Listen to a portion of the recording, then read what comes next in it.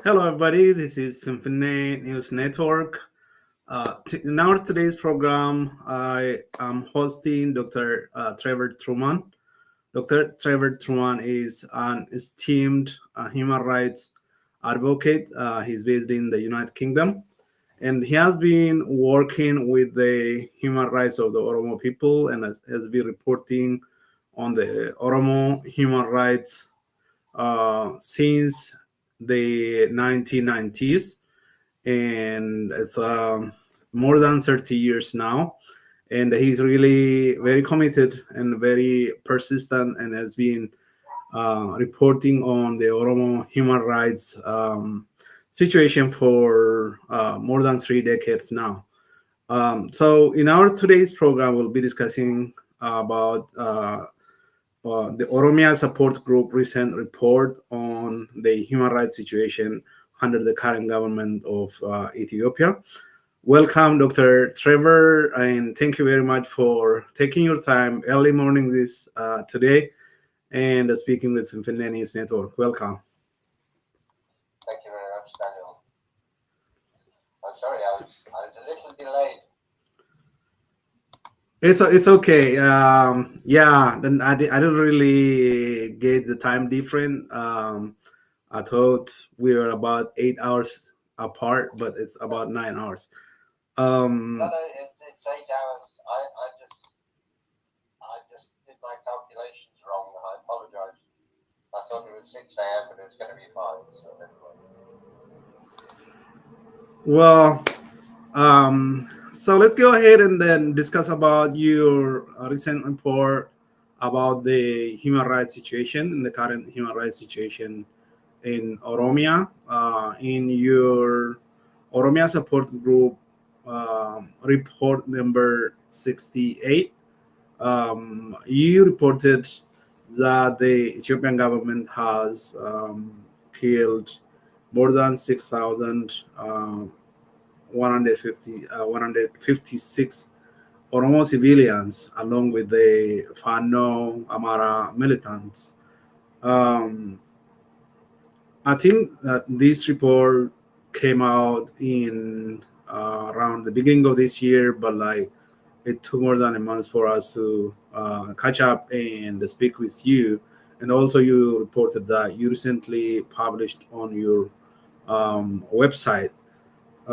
So uh, the situation is almost has continued. The Ethiopian government continues to murder civilians. In the last couple of weeks, the Ethiopian government has conducted extrajudicial killings of a mother and her two daughters and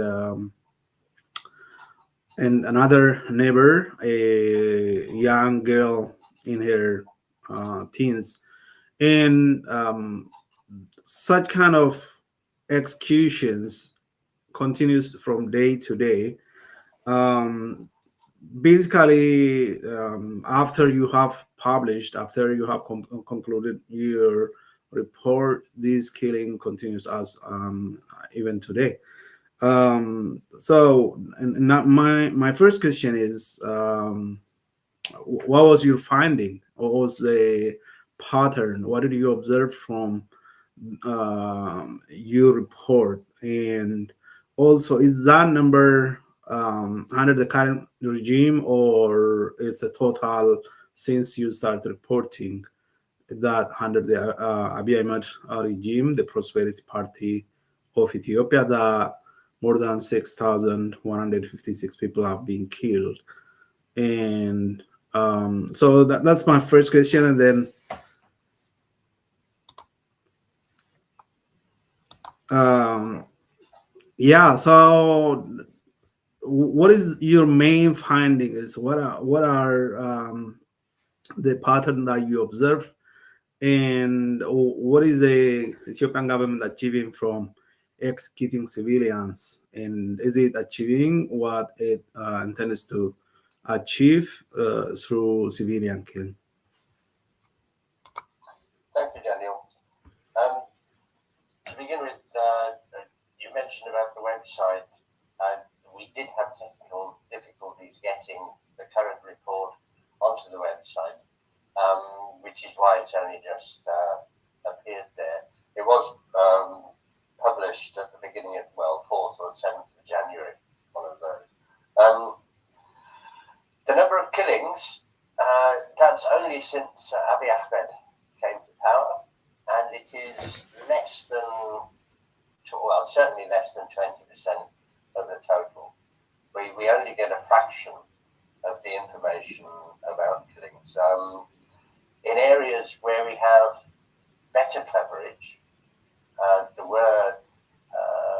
was a network of human rights defenders in West Wallaga, and they had a more accurate tally of the number of people killed than we get from elsewhere in Oromia. And looking at reports from other sources that I published, we only published about 20 out of 100 that the West Wallaga human rights defenders discovered and reported. And even they say they don't get the full picture. So when I say we've recorded more than 6,000 killings, this is not meant to be an estimate of the total. These are the killings that we have names and places of, largely. And they are almost all Oromo that we get information about. Obviously, there are huge numbers of killings in Amhara region at the moment as well.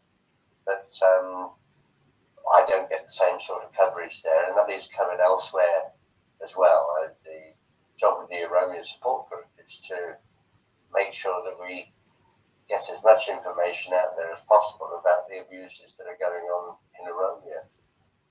The Ethiopian Human Rights Commission, for example, has much better connections in Amhara region than it does in the Oromia region. And so they get more reports from Amhara region than we do. The current situation is absolutely dire. Government-controlled militia and ENDF, and in areas adjacent to Amhara region, the Fano forces, especially the government Fano, the false Fano, are committing abuses, killings, burning down property to terrorize the civilian population and to prevent support for the Oromo Liberation Army. The extent of killings is greater than I've seen before, except possibly 1992, 1993, when the OLF were overrun and the TPLF went on a killing spree, killing as many young OLF supporters and members as they could. But even so, the numbers of people that OSG has reported killed in the last 5 years is greater than what we reported in 20 years of the TPLF rule. So the magnitude of the killings is greater, and the extent of them, where they're happening. And as I say, we don't get much information from East Harare, for example, West Harare, or Guji, although we get a little. But the militia are, it almost seems to be random that they're going around and killing young men. If you're a young Oromo lad and ENDF soldiers come across you, then they're very likely to kill you. It's as simple as that. And areas where the Oromo Liberation Army is active, which is now a vast extent of Oromia, then they're even more likely to be summarily executed by ENDF soldiers. We collecting horrible videos of youngsters being taken out of prison and shot.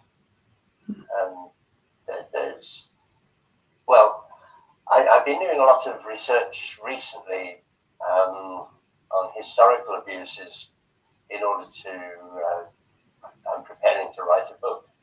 But the killings of the Red Terror are similar to what's going on now, when people were dragged out of prison and just shot and left on the street.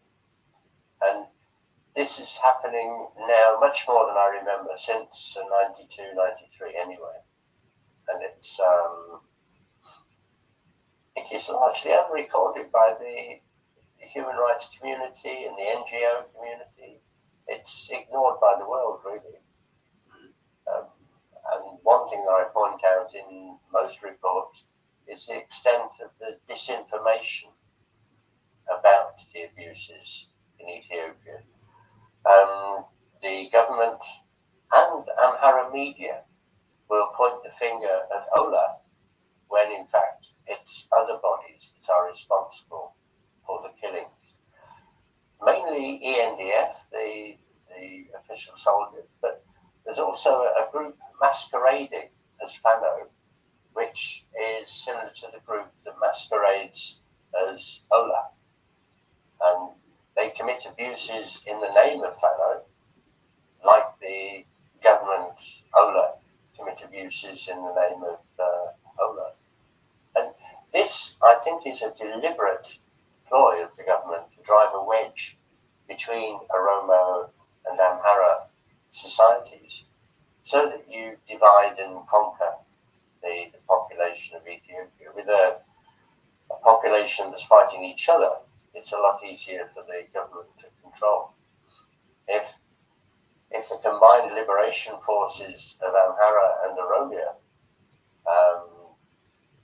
cooperated against the government, then it would be perhaps more effective. There is no doubt in my mind that this government is extremely unstable, and it won't be there for very long, I don't think. I can't see it going for more than a few years at most. But it's a very volatile, unstable situation, and the extent of abuses is not appreciated even by Oromo people in the diaspora. It's much worse than what people think. So yeah, you stated the current Ethiopian government, the Prosperity Party, as well as the Fano militants commit abuses and human rights violations, and they try to control the narrative and try to portray the crime was committed by somebody else. Can you say more on that? Like, what is your observation? How extensive is that?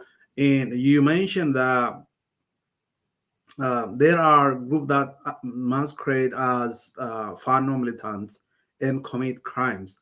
And in terms of your report, you highlighted about the execution of the brutal murder of a young boy in Dara a few months ago by the name, I think, Daraje, and he was slaughtered.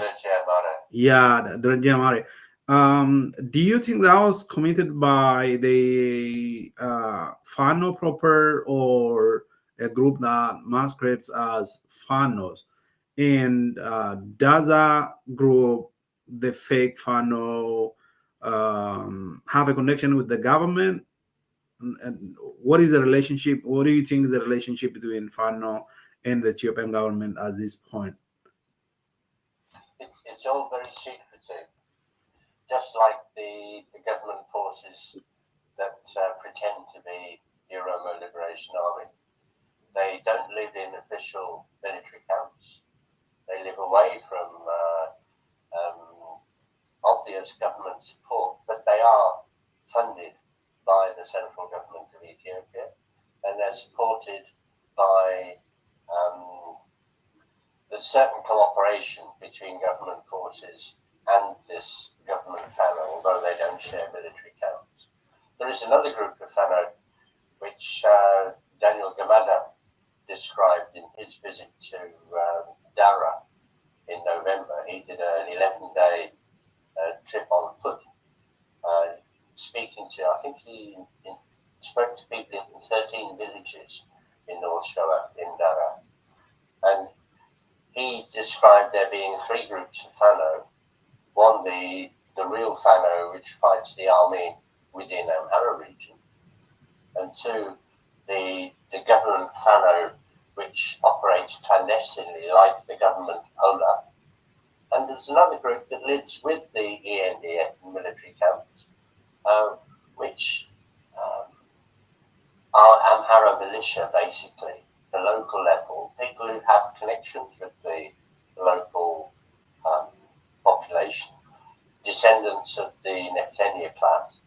And these people will point out local dignitaries, local wealthy farmers. Oh, there aren't any left now, but they would point out people who had property and produce and had political influence locally. And these are the people then that are targeted by the NDF or by the government Fano group.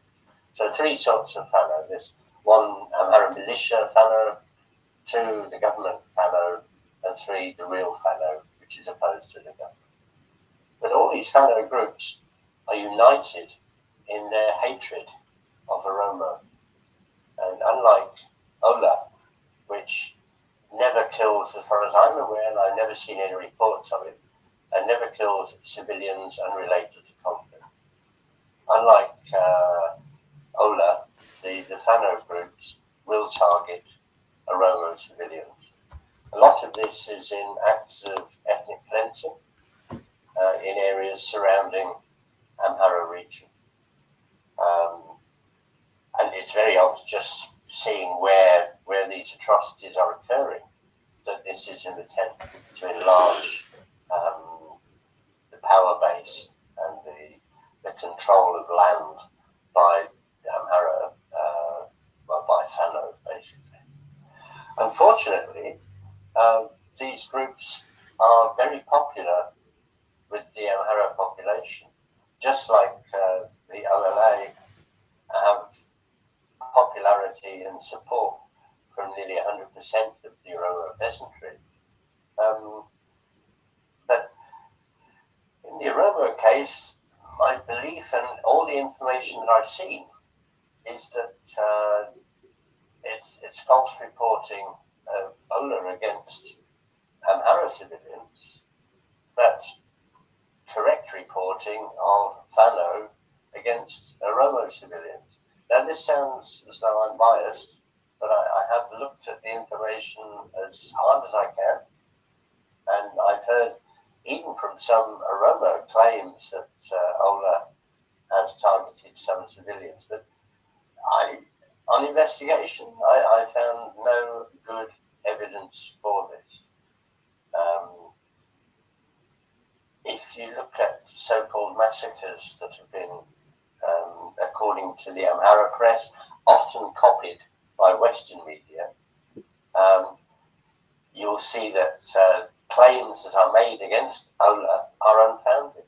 Even the Karayu massacre of the Gada leaders back in 2021, at the beginning of December 2021, that was initially claimed to be due to Ola, if you remember, from the Ethiopian government. But there are numerous examples. There's a massacre of Amhara civilians in Guliso in November 2020, I think it was. That was initially reported to be due to Ola, but in fact it was the group masquerading as Ola which committed that massacre. Even the Human Rights Commission, Ethiopian Human Rights Commission, and even Amnesty International inferred that was due to Ola, and it was not. It was this government-backed or government group masquerading as Ola. Mohammed Hassan has been informed that there's at least 5,000 of these troops masquerading as Ola, and this is from sources within government. It's probably even more than that, I think, judging by their activities. But the Tole massacre that was blamed on Ola, and it wasn't. If you interviews with local people show that it was government instigated. The Agamsa massacre, that was blamed on Ola by the Amhara press, but in fact there were a few Amhara killed, but the vast majority of the well over 100 that were killed were Oromo there. And Fano looted Agamsa after during that atrocity. Right? That was a good example of the ethnic cleansing that's going on in Horogudru and East Wallachia. And the Tole massacre. Well, as I said, yeah. Those are the ones that just come easily to mind. There are many more. Thank you, Dr. Trevor. So it's a pattern that the Ethiopian government, as well as the Fano militantes, have been trying to create some kind of false flag, committing crimes on people without any compassion, and then trying to blame it on the OLA, and that has been going on over the years, and that kind of mischief has not worked so far, in my opinion. That's my observation, because it has not stopped the Oromo Liberation Army from growing and expanding, and pressuring the government. That's my observation, but you might have the same or different observation. Has the Ethiopian government gained anything from doing that? You mentioned rightly said that the Ethiopian government murdered the Oromo Bagada Karayus at the end of 2021, and then initially blamed it on the OLA. Immediately, its own officials came out and said that was the work of the Oromia regional government and some federal police forces. But no one is held accountable, and lives are lost. People have perished, and families are grieving, but still nobody is held accountable. And this keeps on going on and on. It had recently happened in Dara, where government is said to have hands in the killing of those young people. Why is the Ethiopian government continuing to commit the same crimes when the outcome is not changing, when it's not achieving anything from that? I think the government is getting increasingly desperate, and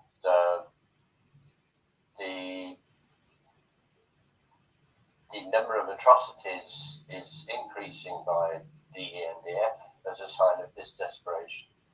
It's now getting chaotic and anarchic throughout the Oromia region, with local militia, as you say, behaving with complete impunity and just attacking Oromo youngsters willy-nilly and burning down Oromo properties and destroying, very like the days of conquest by Menelik, really.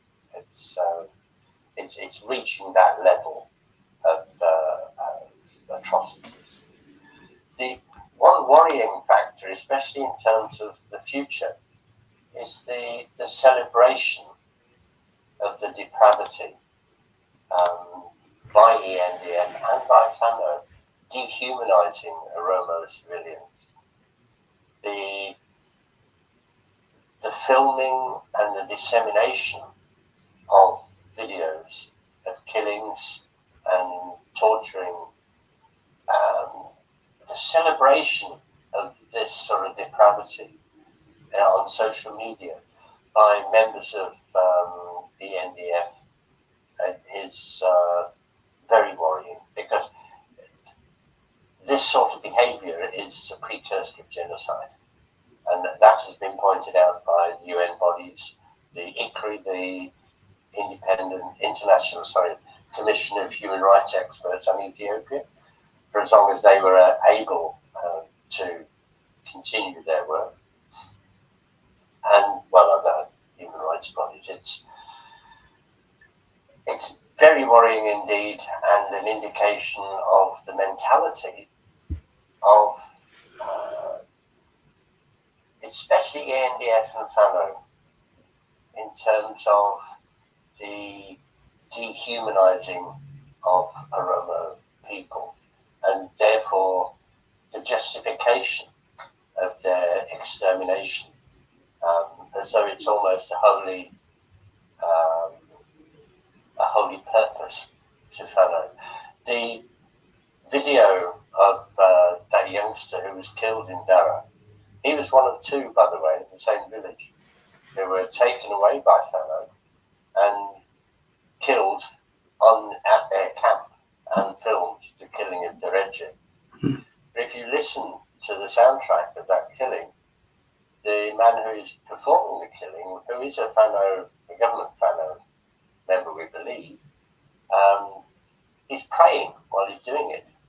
He's saying, in the name of the Father and the Son, as he cuts into Dereje's throat. He said, we're getting rid of the Gala in the name of God the Father and God the Son. So this is terrifying. The purpose is to rid Shoa and parts of Wolaga of Oromo people,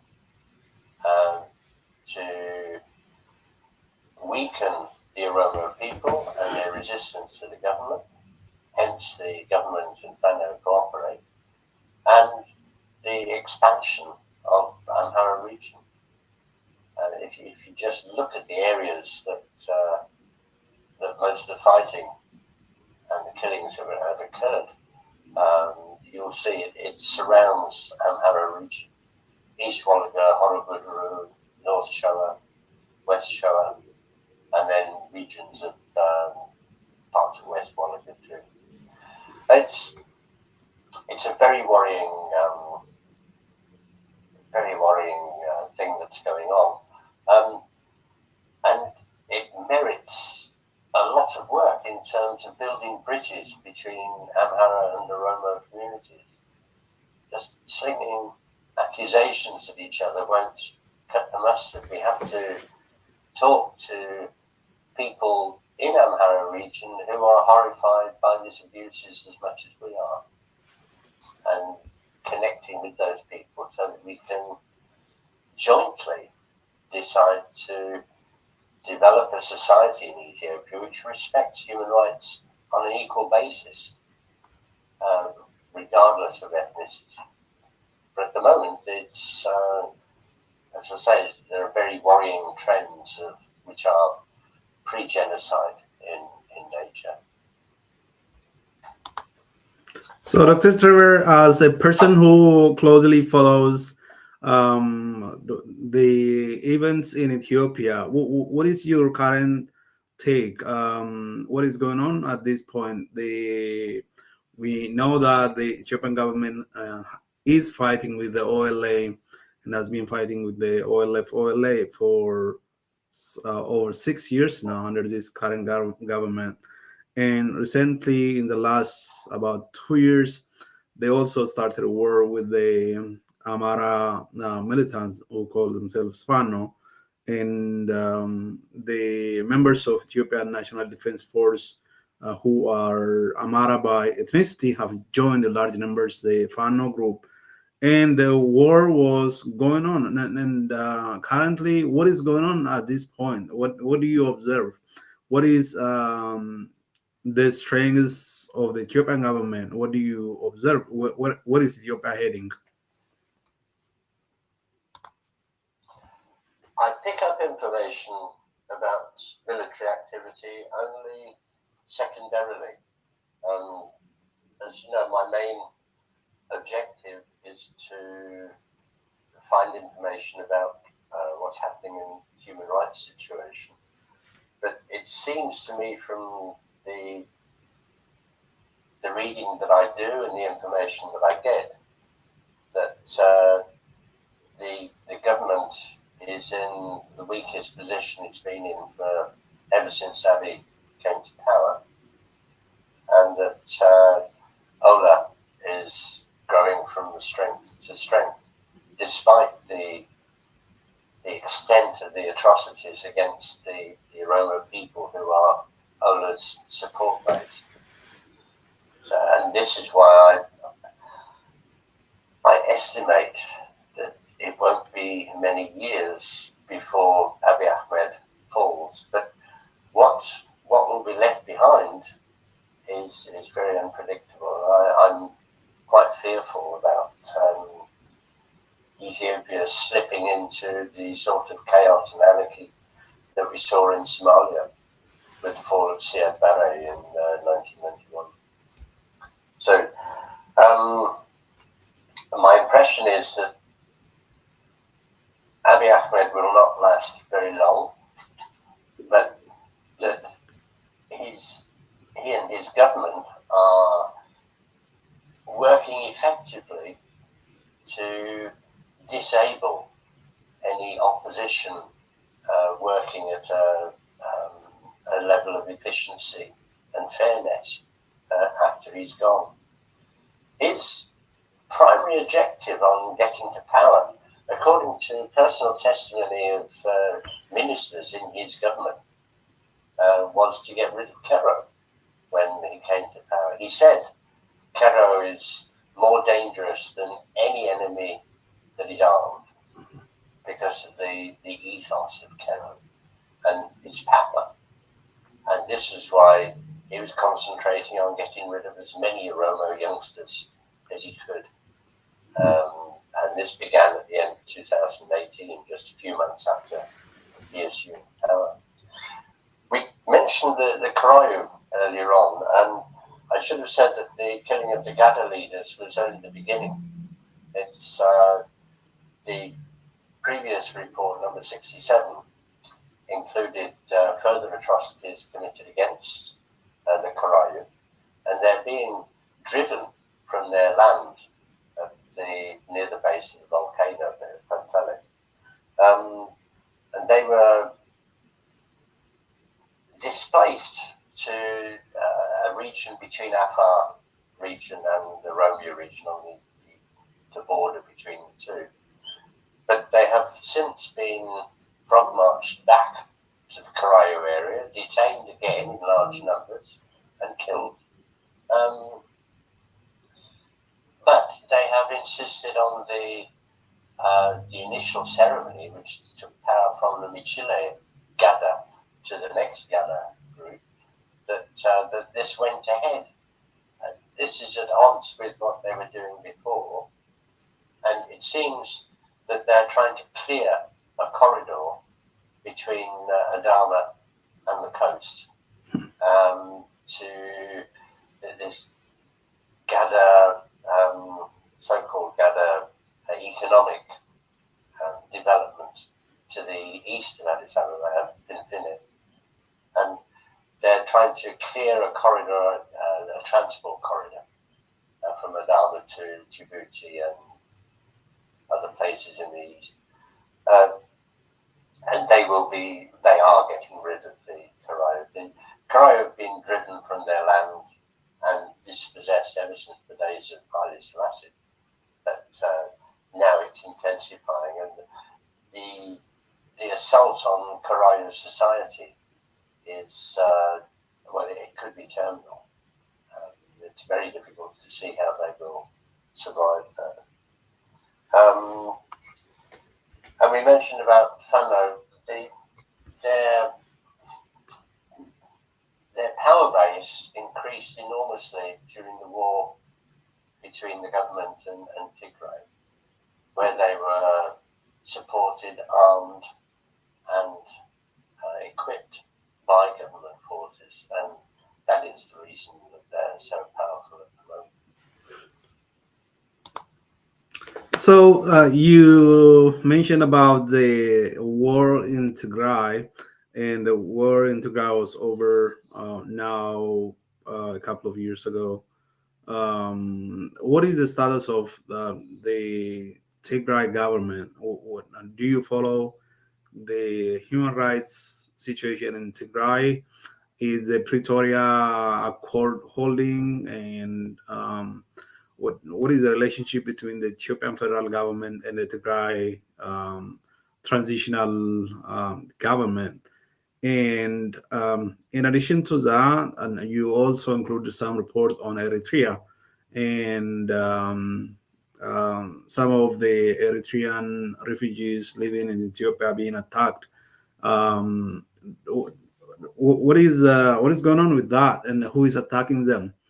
Um, and, and in addition to that, my follow-up question is: you mentioned about the Ethiopian government trying to, the Abiy Ahmed government trying to incapacitate any legitimate party that um, participate in the politics in the Ethiopian politics.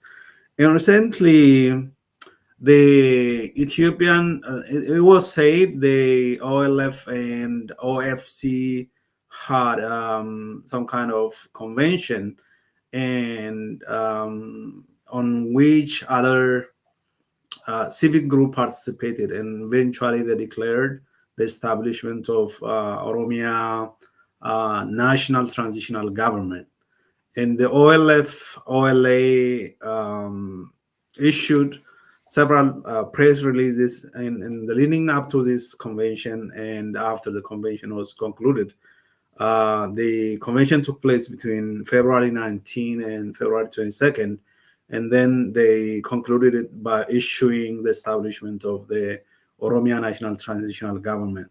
My question regarding that is, um, what is your take? The OLA said that convention was coordinated by the current government, and the purpose was for co-option, so that the OLF and OFC, who are legally operating in the country, can um, form some kind of alliance with the government, and so that they no longer pose any opposition to the government, any resistance to the government, and so they join the government and they share some kind of probably get seat in the parliament in the upcoming election, and then they no longer pose any opposition in the government, and the Abiy Ahmed can go to election and legitimize himself and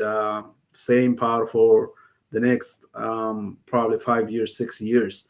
Um, what is your observation regarding that? Do you think that convention was independent and it was held between only OLF and OFC, or it was coordinated by the Ethiopian government, and the Abiy Ahmed is behind all this national transitional government? And even if it was independent, and how can they, you know, enforce this? Would it be really meaningful, or is it kind of like some kind of exercise that wouldn't bring any meaningful, change in the political atmosphere? I'm all for peaceful resolution of problems and for the cooperation of OLF and OFC. The government's involvement in this is worrisome because they cannot be trusted at all. But from what I understood of the resolution of their agreement, they insisted that OLA should be involved in the formation of a transitional government. And that seems quite reasonable to me, and in fact it's very important that OLA is involved in any sort of power sharing. But from what I read about that symposium, they concluded that OLA should be part of it. So they're operating under very, very difficult and restrictive circumstances. And they may have been unable to make any more definitive statement about how Ola should be involved. But I'm all for any sort of peaceful solution to the current problems. But I wouldn't trust Abiy Ahmed as far as I can throw him, really.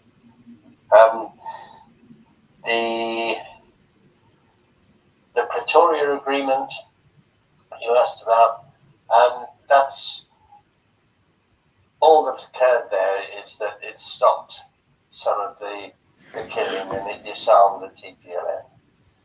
And since then, Abiy Ahmed has very successfully divided the Tigrayan administration. Whether or not that division exists amongst the Tigrayan population, I don't know.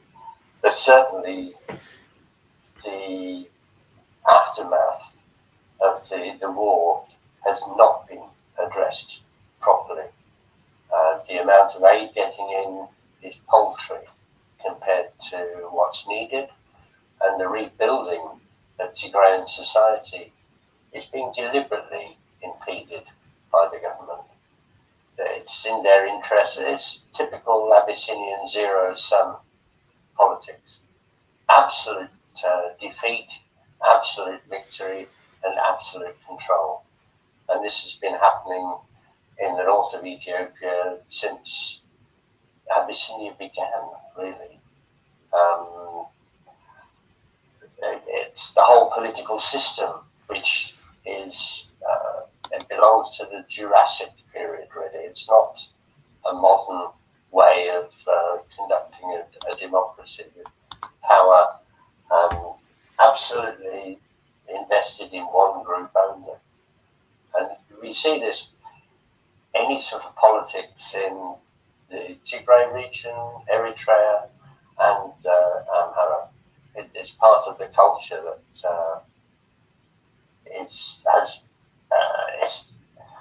that was responsible for the establishment of the empire of Abyssinia in the first place, which then became the Ethiopian Empire.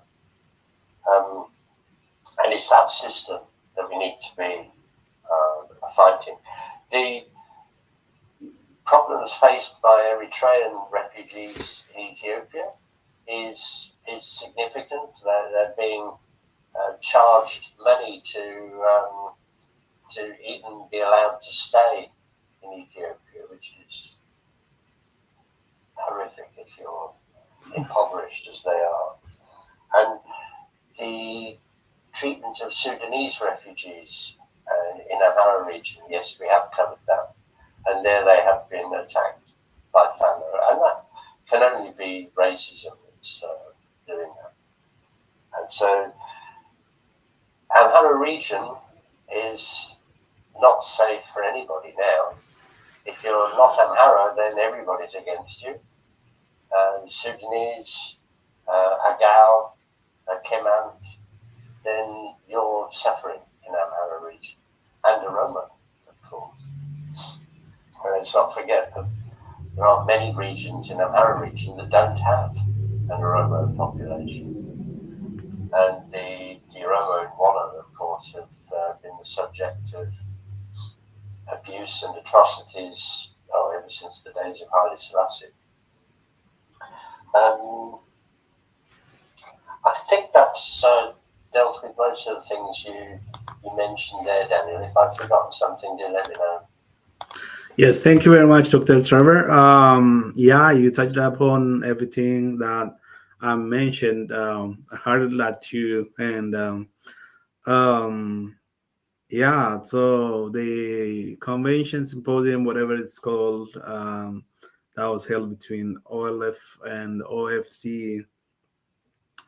They in their resolution they mentioned that the participant asked both parties to include the OLA in the transitional government, and to to ensure security across Oromia. I think it's a good gesture. It's a positive, but despite it was portraying the OLF OLA as a junior kind of partner in the probably transitional government that would be established. I don't think the OLF OLA would be willing to be in that kind of situation where OLF and OFC would be the government and the OLA would be only peacekeeping. I don't think that would be attractive to the OLA at this point. I think the only strongest organization in Oromia is the OLF OLA, in my opinion. So it is it's kind of posturing that's disproportionate relative to what they can wield, the power they can wield. And that resolution, I don't think there is some kind of mismatch, portraying OLA as a junior partner and only there to protect, ensure peace across Oromia, while the OFC and OLF create the national transitional government. Um, if all this would work, the government is willing to negotiate a real transitional government. I think it should be um, held through negotiation, where there are third parties and mediators, and it should be held in a neutral country, like the negotiation between the OLF, OLA, and the Ethiopian government that was held in Tanzania. And there should be some observers, there should be some kind of enforcement, and those who have the power and capacity to monitor the implementation of what is agreed through negotiation. So if that doesn't happen, I don't know what the intention of the OLF and OFC are in announcing this transitional government. This is the second time that a transitional government has been announced by the OLF. The first one was, I don't think they were ready, they were prepared, and they anticipated what would happen.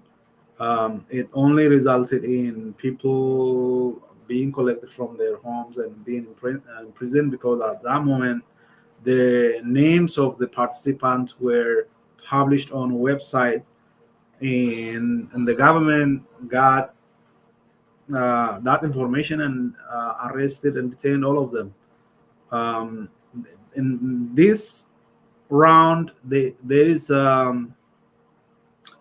probably there is expectation that the Abiy Ahmed government is behind it, and it is pushing for this from the position of weakness. And right now, it looks like the government cannot continue to fight the war in Oromia and in the Mara region, and also the relationship with the forces in Tigray is not that smooth. So I think the Abiy Ahmed wants to get out of this quagmire by soothing the problem that's in Oromia, and but that's not the proper venue and way of conducting that, in my opinion. We'll see what is going to happen. If the government is willing, probably it should start negotiation with the OLF OLA, and then eventually, if it is willing, the OLF and OFC might join and participate in that negotiation. That's my opinion, but I don't think I'm no understanding of where this is going in terms of the declaration of transitional government, and then now they have social media account. They are on daily basis. They are posting stuff content on the National Transitional Government of Oromia website and social media pages. Um, so agree. Yeah, before we conclude our conversation, and one of the questions that I wanted to ask you was, you mentioned that the human rights groups are not paying attention these days. And why is the lack of interest in what is going on in Oromia?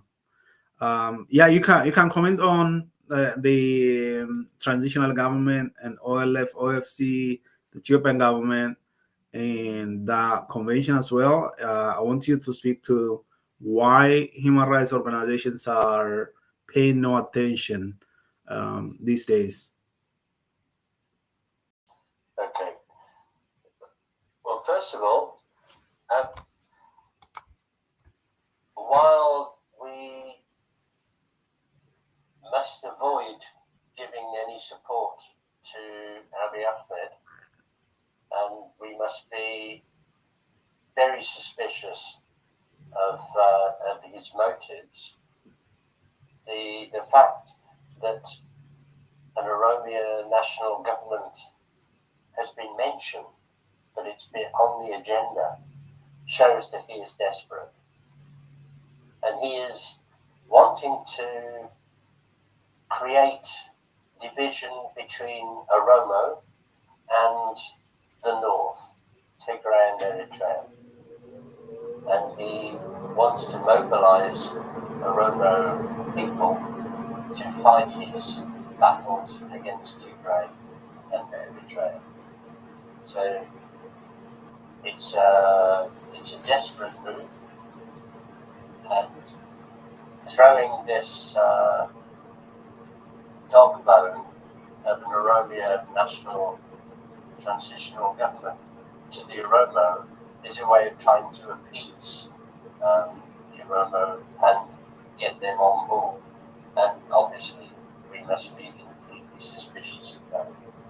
But if there is dialogue and planning amongst Oromo, the recognised political parties and OLA, then we should proceed with those negotiations as best we can. A peaceful solution to Ethiopia's problems is the Holy Grail, really. But obviously, we should be very suspicious of Abiy Ahmed and his motives.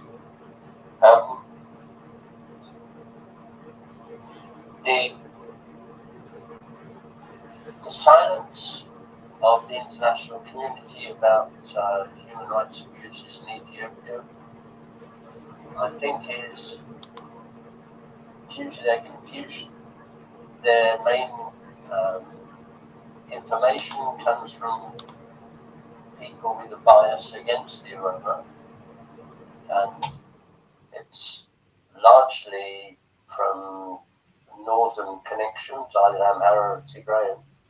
And this has been the way ever since Haile Selassie, really, that the West has not listened to the majority peoples of Ethiopia. It's only talked to the people through whose lens they see Ethiopia.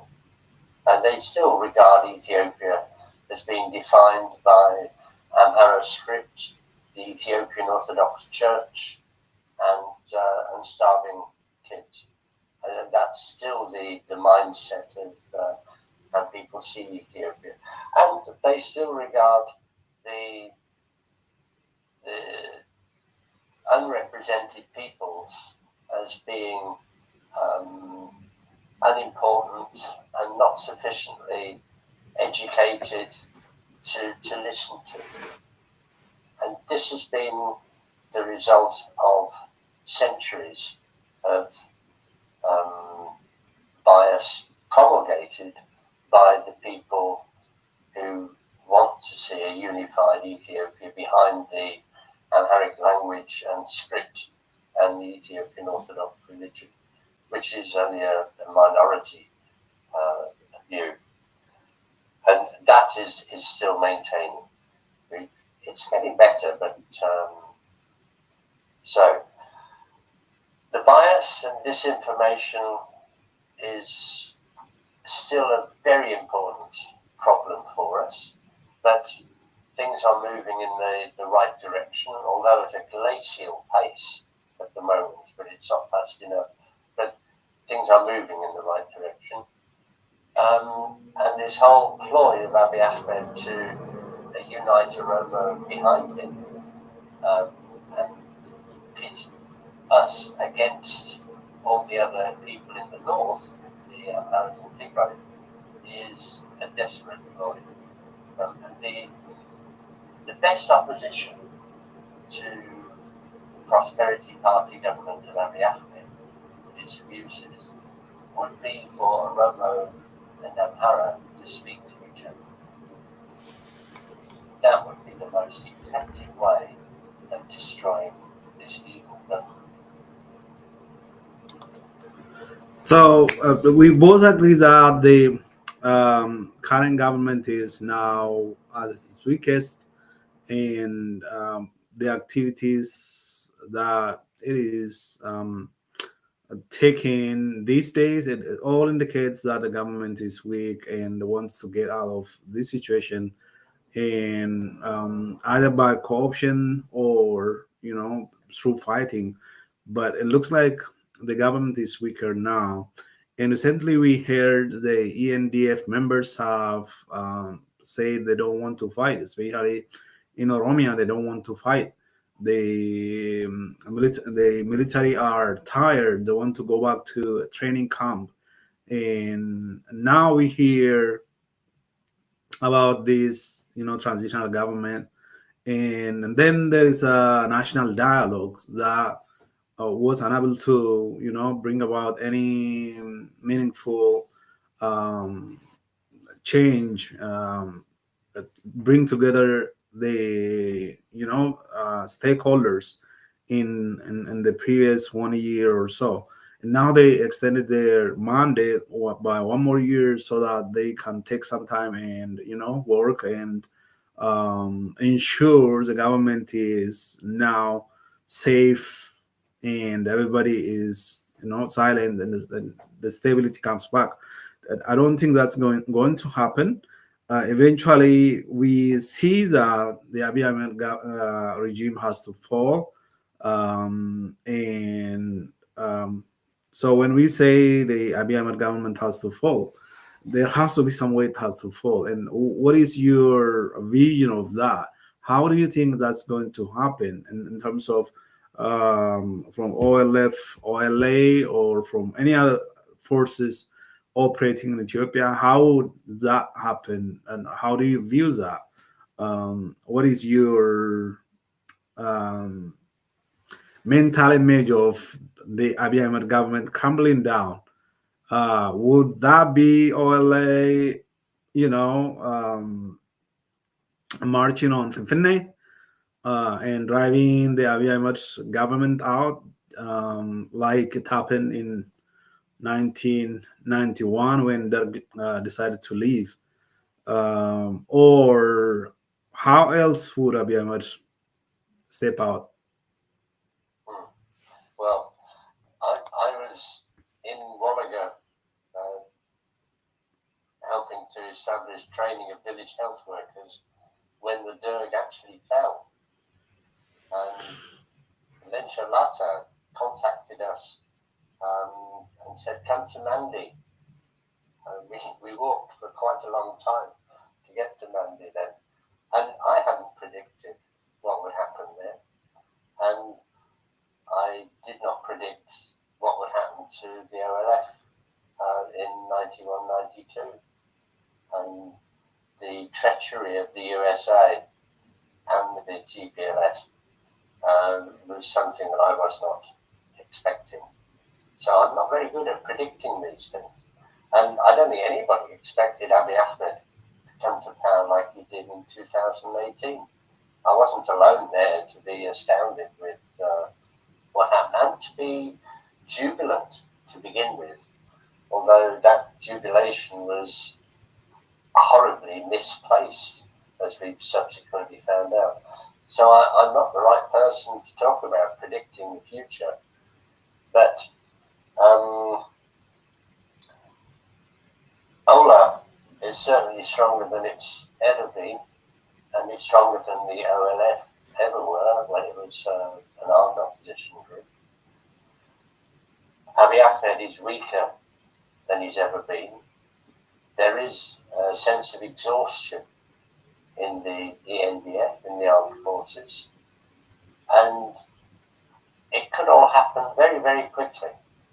And it may not involve troops going into Finfinnet, or it may, I don't know. I'm fairly sure that the end is not far away, as I keep saying. I don't think Abiy Ahmed's government is going to survive very long at all now. You mentioned about the national dialogue failure, and of course it failed. It's controlled by the very people who are committing the abuses that are making a national dialogue necessary. So it's bound to fail by definition. But once a dialogue is controlled by the stakeholders rather than the power holders, then we'll see some progress. And I think there is such an appetite for getting things right this time that there is a good chance that we will move in the right direction. And the whole ethos of the Oromo Conversation series of conferences is to get this dialogue process, give it some energy and attract ideas outside the usual channels that we normally run in. I'm very disappointed that the planned conference for this weekend is no longer occurring because of speakers dropping out.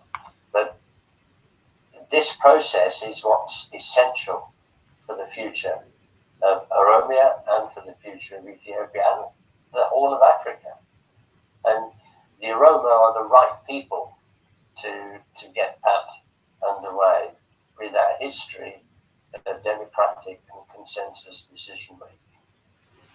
And once that system gets hold, then stability will spread in the whole of Africa, and it will be the prosperous place that it deserves to be.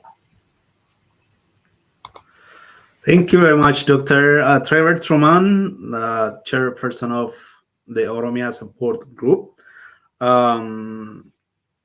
for going over the content of your report and your observation about the ongoing situation, human rights handling in Ethiopia and the political atmosphere. And eventually, you mentioned about the Oromo Conversation conference, virtual conference that was supposed to be held tomorrow, but now we have learned that it is postponed. What happened? When is that going to happen? What is the title of the conference, and what is the purpose? Getting the important stakeholders to talk to the Oromo population and to each other in terms of concrete next steps in promoting Oromo national interests and the interaction with other peoples in Ethiopia. The conference series that's been occurring over the last 2-3 years has been aimed at getting civilized debate and conversation between different Oromo people and different Oromo points of view. But it's been surprisingly easy to form a consensus of Oromo national interests. We've got the consensus now. It's just a question of how to implement it. And this was to be the focus of the conference that has unfortunately had to be postponed because 2 of the 4 speakers could not attend it. we don't want to have half a conference. We want to have all the important voices. So this is what we're going to aim for. So stay tuned. We will get there eventually. Is there a date set for when it's going to happen? No, there's no date set yet. This one was in the planning for 2 months, so we're all rather disappointed with the present failure to get it off the ground. But if you give up every time you're knocked down, we wouldn't have got anywhere, would we? Mm-hmm. And the Oromo people have been a really good example of the importance of sticking with it and being resilient. The strengths of Oromo society never cease to amaze me. I know things are at a very low ebb at the moment, but the Oromuma is far more powerful than any of us, and it will succeed. It's bound to. It cannot be held back. But it's a question of what we can all do to accelerate the eventual establishment of peace and prosperity in the Horn, which is the Oromo's job. Nobody else is going to do it. Thanks so much, Dr. Trevor Trueman, for taking a time from your early morning today and speaking with Finani's Network and myself.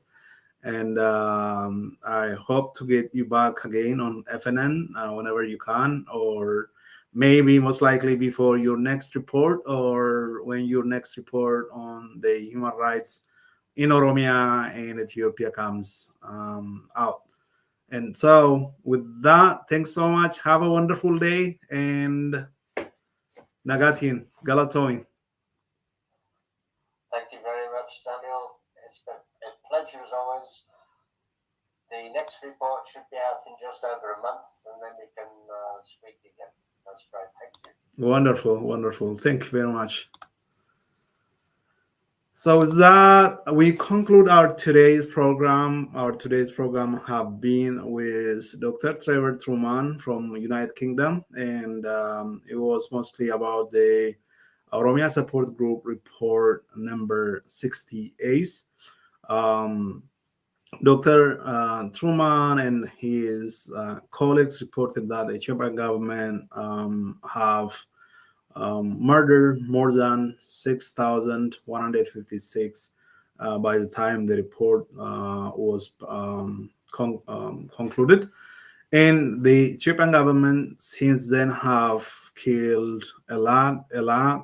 Even in the last few weeks, the Ethiopian government have murdered a mother and her 2 daughters and another young girl.